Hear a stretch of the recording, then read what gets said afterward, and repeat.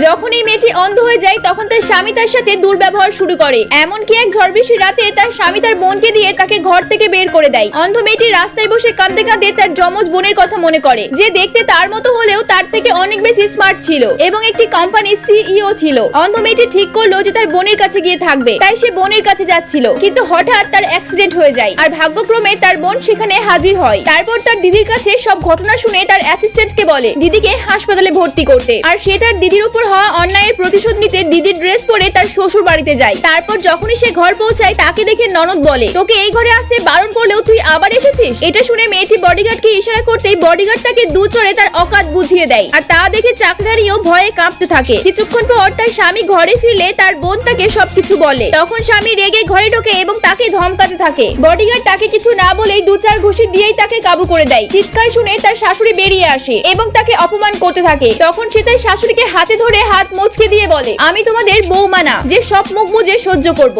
আমি ওর বোন। আজ থেকে যেন আমার দিদির উপর কোনো অত্যাচার না হয়, না হলে আর কাউকেই আস্ত রাখবো না। তারপর তার বোন চলে গেলে তারা একসাথে বসে ষড়যন্ত্র করতে থাকে কিভাবে অন্ধ মেয়েটিকে তাড়িয়ে তার সম্পত্তি হাতানো যায়।